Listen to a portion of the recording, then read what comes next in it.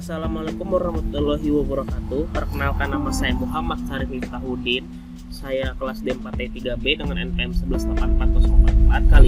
Kali ini saya akan menerangkan atau mempresentasikan hasil UAS saya.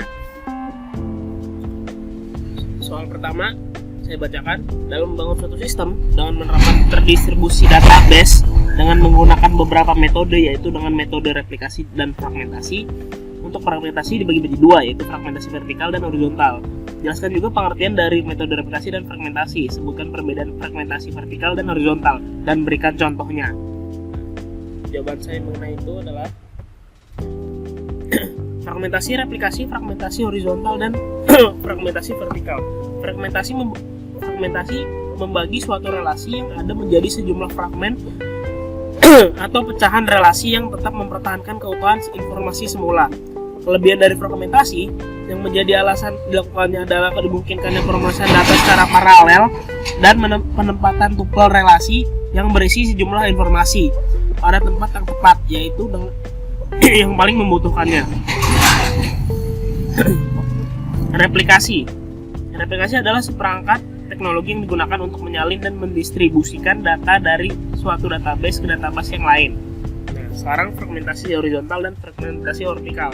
Kita mulai dari fragmentasi horizontal dulu.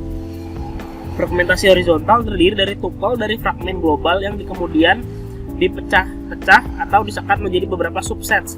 Penyekatan tipe ini sangat berguna dalam database terdistribusi, di mana setiap subset dapat berisi data yang memiliki properti secara umum.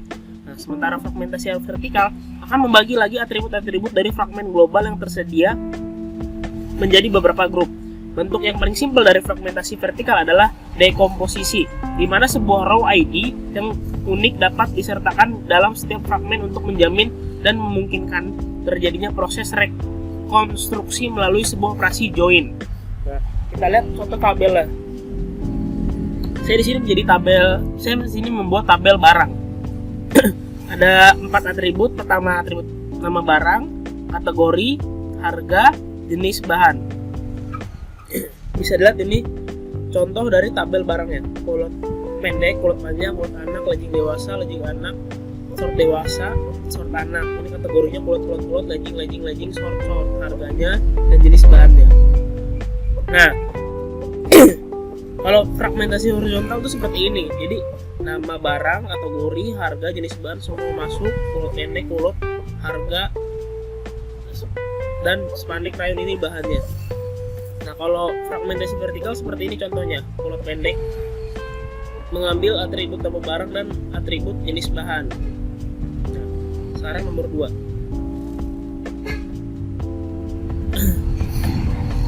Gambarkan suatu strategi heksagon jika diterapkan di Politeknik Pos Indonesia, dan jabarkan atau buat narasi dari gambaran heksagonal Anda. Jawaban saya nomor 2, strategi heksagon. Sini ada heksagon, ada keputusan pemakaian, pengembangan aplikasi, rancangan data, standar, keputusan arsitektur, dan pemilihan hardware dan software. Berdasarkan diagram kontrol sistem terletak di pusat, namun pada beberapa aspek kontrol diserahkan kepada user. Desain rancangannya, pemilihan software dan hardware, dan keputusan pemakaian diarahkan untuk melakukan kerjasama antara Politeknik Pos Indonesia dan sentral agar bisa menyesuaikan dengan kebutuhan masing-masing. Untuk standarnya diserahkan ke sentral dengan tujuan untuk mempermudah penyusunan antara user dan sentral.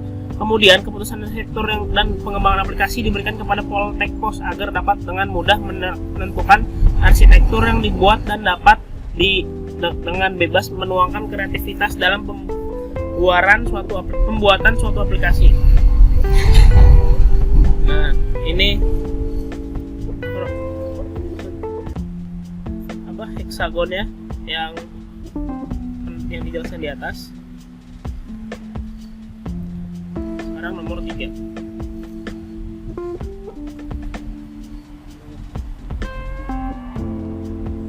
Lihat daftar tabel dan tentukan perintah fragmentasi horizontal dan vertikal, perintah SQL, dan hasil tabel baru dan dari kondisi. Lihat poin di bawah. Nama tabel baru matkul dengan rekor semua matkul memiliki jumlah 4 SKS. Nama tabel baru matkul 2 dengan data yang mempunyai jumlah SKS lebih dari 2 dan bukan merupakan matkul inti. Nama tabel baru matkul 3 dengan field kode MK, nama MK, dan keterangan dan kondisi yang mempunyai SKS di atas 2 SKS. Jawaban saya, lihat daftar tabel dan tentukan perintah fragmentasi horizontal vertikal. Ini adalah tabel yang saya buat. Ada 6 atribut, kode MK, nama MK, dosen matkul, SKS, keterangan.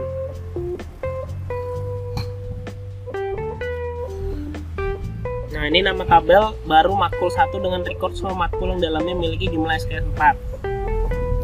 Ini dengan query-nya select bintang from matkul where SKS sama dengan 4.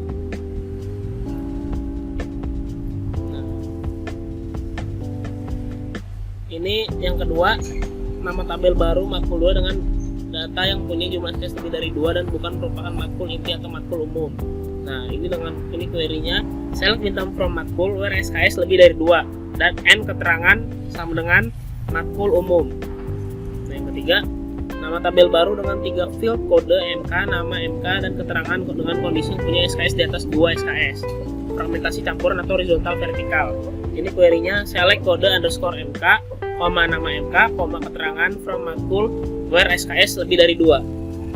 Sekian dari presentasi saya, mohon maaf jika banyak kesalahan atau kekurangan baik mau dalam materi maupun nanti videonya, karena di sini sedikit banyak noise-nya. Saya tutup, wabillahi taufiq hidayah, wassalamualaikum warahmatullahi wabarakatuh.